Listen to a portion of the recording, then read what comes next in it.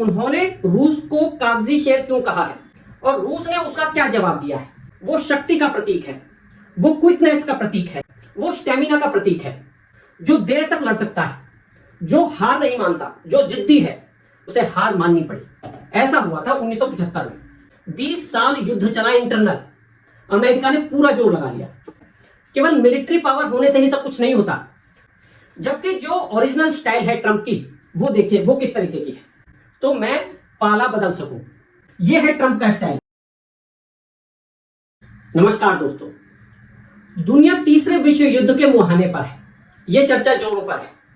अभी हाल ही में ट्रंप ने एक लेख लिखा है, एक पोस्ट किया है, जिसमें उन्होंने रूस को पेपर टाइगर कहा है और यूक्रेन की भारी भारी प्रशंसा की है।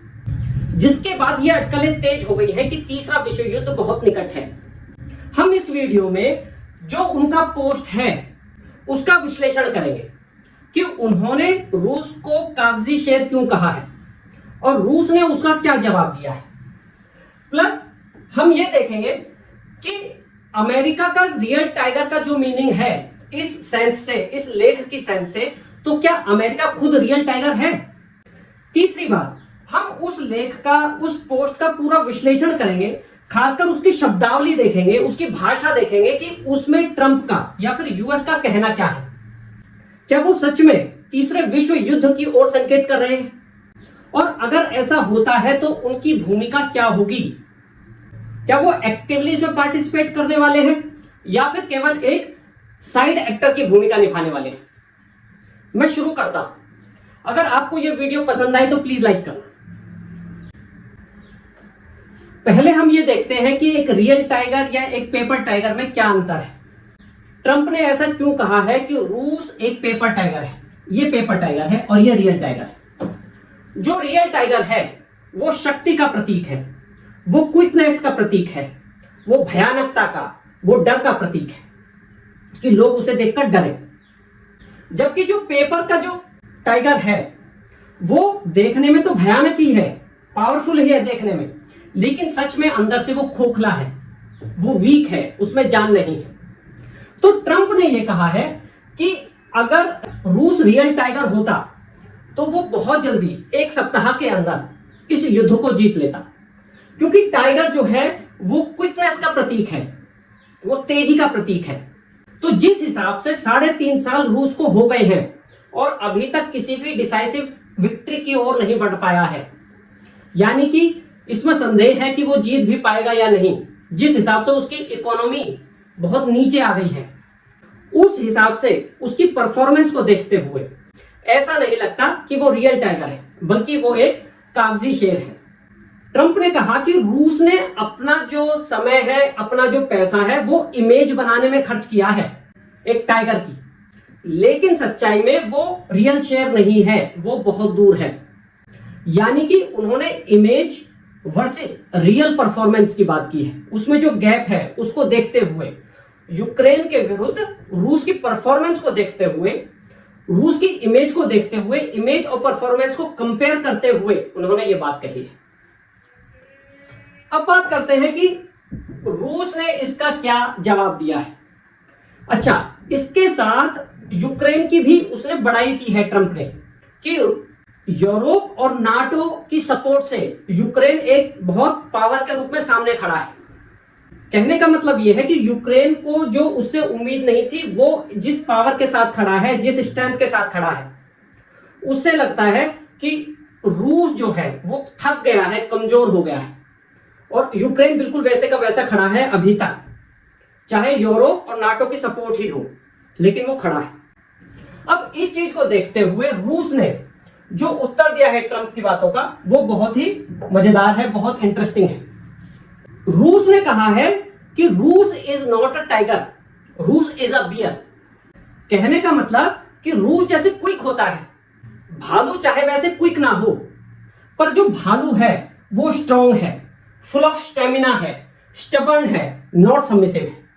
जो भालू है वो स्टेमिना का प्रतीक है, जो देर तक लड़ सकता है, जो हार नहीं मानता, जो जिद्दी है, जो नॉन डिफीटिंग है, जो आखिर में जीतता है। तो रूस ने इस तरीके से ट्रंप की बातों का जवाब दिया है।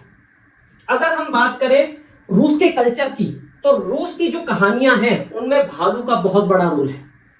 भालू को एक सेंटर कैरेक्टर के रूप में दिखाया जाता है, जो स्टेमिना का, स्ट्रेंथ का, जो बड़े साइज का है ना, उसका प्रतीक है, जो बहुत जिद्दी है, जो डट कर रहता है, जिसे हराना आसान नहीं है। रूस की जो स्पोर्ट्स की टीम्स हैं, फुटबॉल की टीम है, कोई और टीम है, उसको बहुत बार भालू की तरह भालू के साथ दिखाया जाता है। कहने का मतलब यह है कि भालू का बहुत ज्यादा महत्व है। इवन पास्ट में जो यूरोप के जो न्यूज़पेपर हैं वो रूस को भालू के रूप में दिखाते हैं। वो थोड़ा उसे रफ सेंस में दिखाते हैं, थोड़ा रफ है भालू, लेकिन इसके कई सारे मायने हैं। तो रूस ने अपनी परंपरा के हिसाब से, जो उसका इमेज है उसके हिसाब से ट्रंप का जवाब दिया है। जहां तक कागजी शेर की बात है, पेपर टाइगर की बात है, किसी समय में माओ त्से तुंग ने, चीन के जो माओ त्से तुंग है, उन्होंने अमेरिका को कागजी शेर ही कहा था। कोल्ड वॉर के टाइम पे जो उनकी परफॉर्मेंस थी उसको देखते हुए उन्होंने उसको, जो अमेरिका को, कागजी शेर ही कहा था। आगे बढ़ते हैं। अब हम बात करेंगे कि जो रियल शेर का जो ट्रंप मीनिंग कह रहे हैं, रियल टाइगर, अगर अमेरिका की बात करें तो क्या उसने खुद को रियल टाइगर प्रूव किया है इन पास्ट? हम बात करते हैं वियतनाम वार की, जो लगभग 20 साल चला, 1955 से 1975 तक। वियतनाम वार की, वियतनाम की क्या सिचुएशन थी? वियतनाम रूस के इन्फ्लुएंस में था, वहां कम्युनिज्म बहुत तेजी से बढ़ रहा था। इससे अमेरिका घबराकर वियतनाम में घुसा। वियतनाम में दो गुट थे, एक नॉर्थ वियतनाम और एक साउथ वियतनाम। नॉर्थ वियतनाम रूस के इन्फ्लुएंस में था, जो कि कम्युनिज्म चाहता था। जो साउथ वियतनाम था वो नॉर्थ वियतनाम के अगेंस्ट था, जो कम्युनिज्म के अगेंस्ट था। अमेरिका ने अपनी पूरी ताकत से साउथ वियतनाम को सपोर्ट किया।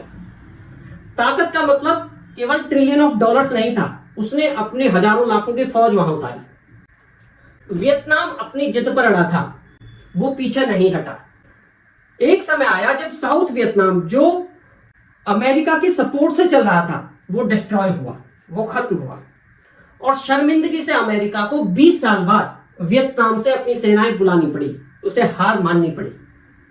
ऐसा हुआ था 1975 में। ये फिर भी एक पुरानी बात है। अभी हाल ही की बात लेते हैं। जब 9/11 का अटैक हुआ था अमेरिका पे, तो अमेरिका ने इसका दोषी अफगानिस्तान को ठहराया।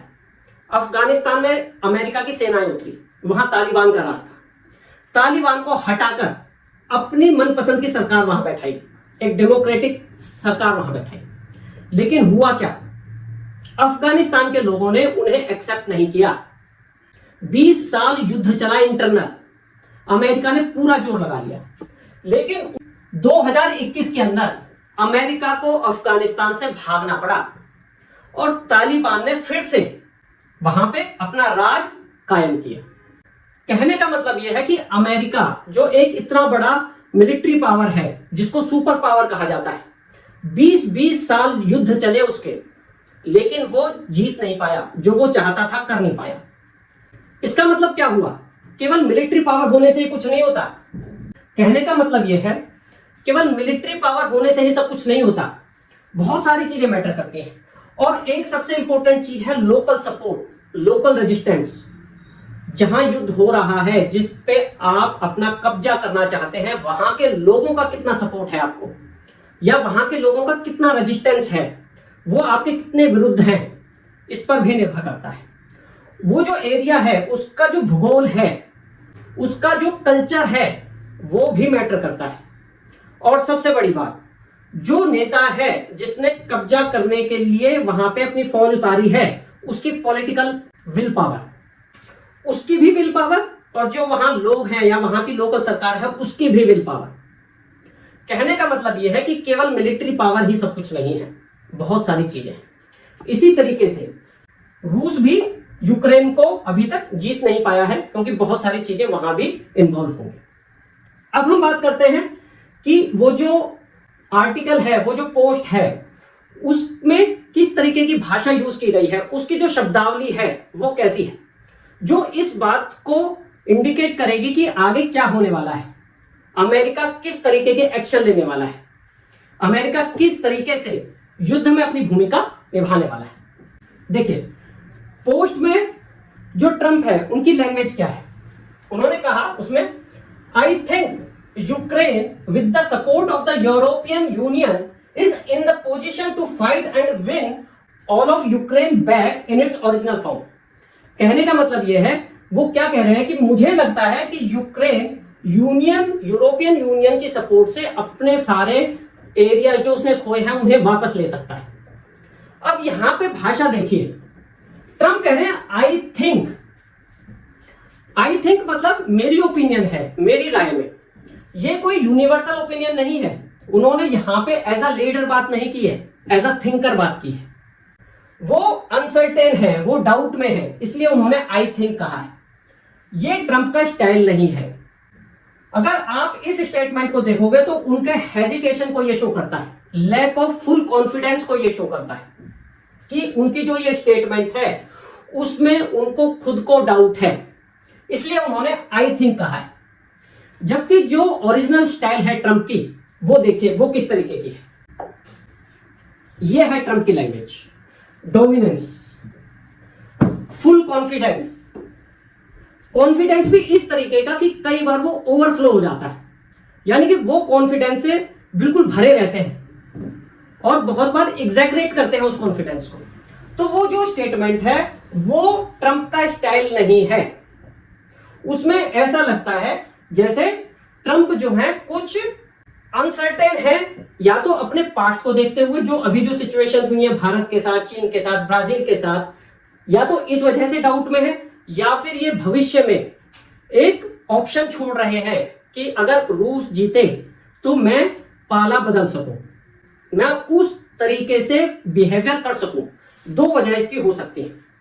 तो अगर हम इस स्टेटमेंट को देखें तो एनकरेजिंग है यूक्रेन के लिए, लेकिन कमिटमेंट नहीं दिखता, अमेरिका का कमिटमेंट नहीं दिखता, उसमें इन्वॉल्वमेंट नहीं दिखता, उसमें इमोशंस नहीं दिखते। वो कहते हैं आई थिंक, है ना, और वो यूक्रेन की सर्टेनिटी के बारे में बात नहीं करते। अब एक सेंटेंस और देखते हैं, वो और क्या कहते हैं। Ukraine would be able to take back their country in its original form and who knows may be even go further than that, कि क्या पता अपने इलाके लेने के बाद वो उससे भी आगे निकल जाएं। लेकिन जो ये चीज है, ये ट्रम्प की लैंग्वेज नहीं है, ये भी डाउटफुल वर्ड्स हैं, ये भी अनसर्टेनिटी को प्रेजेंट करते हैं। ये एक लीडर की लैंग्वेज नहीं है। वो ऑनरशिप नहीं ले रहे हैं अपनी स्टेटमेंट की। देखिए, it sounds encouraging but not a firm promise for Ukraine. मतलब वो यूक्रेन के फेवर की बात कर रहे हैं, उनके लिए एनकरेजिंग है, लेकिन फुल प्रॉमिस, फुल कमिटमेंट इसमें नहीं है इस स्टेटमेंट में। तो ये ट्रम्प का स्टाइल नहीं है, वो ऑनरशिप लेने से बच रहे हैं। देखिए, ये है ट्रम्प का style. Trump is a leader, सारे लोग खड़े हैं ट्रम्प के साथ, ट्रम्प के सामने। He takes ownership, he likes leadership, है ना। और जो वहां पे जो स्टेटमेंट्स थी वो एक लीडर की स्टेटमेंट्स नहीं थी, वो एक अपनी पर्सनल ओपिनियन रख रहे थे, प्लस उसमें डाउट था, अनसर्टेनिटी थी। आगे देखते हैं। उन्होंने लास्ट में एक बात और बोली जो बहुत इंपॉर्टेंट है, जो उनके एटीट्यूड को शो करती है। We will continue to supply weapons to NATO for NATO to do what they want with them. हम नाटो को वेपन सप्लाई करते रहेंगे, वो उनसे कुछ भी करे जो वो चाहे। यानी कि वो एक बहुत कैजुअल एटीट्यूड के साथ कह रहे हैं कि नाटो जो चाहे वो करे, हम सप्लाई कर देंगे हथियार। तो this is not a Trump style, this is not an American style. इसमें देखिए, जो ट्रम्प ने जो स्टेटमेंट दी है वो एज अ बिजनेसमैन दी है, एज अ वेंडर दी है कि भाई हम हथियार सप्लाई कर देंगे। उसमें कोई ऑनरशिप वाली बात नहीं है, उसमें मोरालिटी वाली बात नहीं है। उन्होंने ये बात एज अ स्ट्रेटेजिक पार्टनर नहीं कही है। जैसे एक स्ट्रेटेजिक पार्टनर होता है, एक स्ट्रेटेजिक अलाई होता है, जो मॉरल रिस्पॉन्सिबिलिटी लेता है, अकाउंटेबिलिटी लेता है, ऑनरशिप लेता है अपनी बातों की, वो एज अ लीडर बात करता है। तो ऐसी इसमें कोई बात उन्होंने नहीं की। इस वाली जो स्टेटमेंट में उन्होंने बहुत कैजुअल से एटीट्यूड के साथ बात कर दी कि भाई हम सप्लाई कर देंगे, जो उन्हें करना है करें, है ना। तो this is not American style. America बहुत फर्मनेस के साथ, एक आइडियोलॉजी के साथ बात कहता है। जब उसे कोई स्टेप लेना होता है तो वो बहुत जो है राइट और रॉन्ग की बात करता है, वो जस्टिस की बात करता है, वो फ्रीडम की बात करता है, वो डेमोक्रेसी की बात करता है। तो यहां पे इस तरीके की कोई बात ट्रंप ने नहीं कही है। उन्होंने बहुत ही जनरल सी बातें कह दी हैं, बहुत कैजुअल से एटीट्यूड में बातें कह दी हैं, जैसे कि भाई हम सप्लाई हथियार दे देंगे। जबकि देखो, अमेरिका जब अपने वेपन्स किसी को बेचता भी है तो भी उसमें ऑनरशिप रखता है, तो भी उसमें एक रिस्पॉन्सिबिलिटी का भाव रखता है। जब भारत को या किसी और देश को वो वेपन्स बेचता है तो ये कहता है कि हमें दिखाओ कि आपने अपने वेपन्स कहां पे लोकेट करे हैं, आप उन्हें कैसे यूज कर रहे हैं, कहीं आप उसका मिसयूज तो नहीं कर रहे, कहीं आप उनका उपयोग हमारे अलाई के विरुद्ध तो नहीं कर दोगे। तो वो ये सारी बातें देखता है, मतलब इतना कंसर्न है वो, इतनी ऑनरशिप लेता है, इतना डोमिनेंस रखता है। और यहां पे इस तरीके की कोई ऑनरशिप, कोई आइडियोलॉजी की वो बात नहीं कर रहा, कोई रिस्पॉन्सिबिलिटी नहीं ले रहा, और किसी तरीके का उसमें इमोशंस नहीं है। जो स्टेटमेंट है उसमें इमोशंस नहीं दिखते, और लीडरशिप तो बिल्कुल भी नहीं दिखती। तो ये जो ट्रंप का स्टेटमेंट है, लगता नहीं कि ये ट्रंप का स्टेटमेंट है, और ये भी नहीं लगता कि ये अमेरिकन का टिपिकल स्टेटमेंट है। अब देखिए ये चीजें क्या क्या शो करती हैं। अनसर्टेनिटी शो कर रही है, ये लैक ऑफ कॉन्फिडेंस है, लैक ऑफ ओनरशिप है, लैक ऑफ लीडरशिप है, लैक ऑफ आइडियोलॉजी है। ये बहुत कैजुअल एटीट्यूड की तरह इन्होंने स्टेटमेंट दिया है, और एम्बिग्यूटी है, कोई सर्टेननेस नहीं है इन स्टेटमेंट्स में। तो इन्होंने जो जो मैसेज दिए हैं, इन्होंने यूक्रेन को मैसेज दिया है, इन्होंने रूस को भी मैसेज दिया है। यूक्रेन को क्या मैसेज दिया है? यूक्रेन को मैसेज दिया है कि आप हमारे वेपन्स यूज कीजिए, लेकिन ये उम्मीद मत कीजिए कि हम आपको मैदान में, हमारे सैनिक आपके साथ उतरेंगे। ये जो स्टेटमेंट है इससे क्या मतलब निकलता है? You have our weapons but don't expect America to fight for you till the end. कि मतलब आप हमसे ये उम्मीद मत करिए कि हम सब कुछ अपना छोड़ के और आपके साथ लगेंगे। जो लैक ऑफ कमिटमेंट है उन स्टेटमेंट्स में, उसे देखकर यह फील आता है। दूसरी बात, रशिया को क्या मैसेज है कि देखो लड़ाई चल रही है, आपको नाटो को भी सामना करना पड़ेगा, but we are not fully committed to Ukraine. एक तरीके से रूस को यह भरोसा भी दे रहे हैं कि हम पूरी तरह युद्ध में नहीं उतरेंगे, आपको नाटो का सामना करना पड़ेगा, हम वहां हैं, लेकिन फिर भी हमारा कमिटमेंट पूरी तरह यूक्रेन के साथ नहीं है। कहने का मतलब यह है कि ट्रंप ने बाद के लिए स्कोप रखा है। युद्ध खत्म होगा तो उसके बाद, युद्ध के बाद के लिए स्कोप रखा है कि रशिया के साथ वो कैसे प्रोसीड करे, आगे रिलेशन को कैसे बढ़ाए।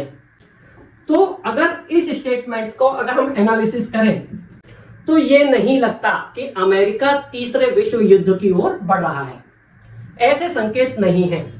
अगर अमेरिका तीसरे विश्व युद्ध में कूदने वाला होता, इस युद्ध में कूदकर इसे तीसरे विश्व युद्ध में बदलने वाला होता, तो उसके वर्ड्स अलग तरीके के होते। वो कहीं भी मे बी, आई थिंक इस तरीके के वर्ड्स यूज ना करता, वो यूज करता विल, शैल, हम ये करेंगे, हम डेमोक्रेसी के लिए लड़ेंगे, हम अपने अलायंस के साथ खड़े होंगे, हम जस्टिस के लिए लड़ेंगे, हम फ्रीडम के लिए लड़ेंगे। तो इस तरीके की स्टेटमेंट्स अमेरिका की होती, ट्रंप की होती। पर ये जो स्टेटमेंट्स हैं ये बहुत जनरल स्टेटमेंट है, बहुत डाउटफुल स्टेटमेंट्स हैं। इसमें लीडरशिप, ऑनरशिप, कमिटमेंट, स्ट्रेटेजी, है ना, इन चीजों की भारी कमी है। तो इस लेख को देख के, इस पोस्ट को देख के 1% भी नहीं लगता कि तीसरा विश्व युद्ध होने वाला है। यह युद्ध अभी ऐसे चलेगा, आगे जाके अगर और कोई पोस्ट आता है और अमेरिका की स्ट्रेटेजी बदलती है तो फिर बात करेंगे उस पोस्ट के हिसाब से, उस लेख के हिसाब से। अभी ऐसा कोई चांस नहीं दिखता। ये थी हमारी एनालिसिस ट्रंप के पोस्ट पे कि उसके क्या मीनिंग है। जल्द ही फिर आएंगे हम किसी और इंपॉर्टेंट टॉपिक को लेकर। Thank you.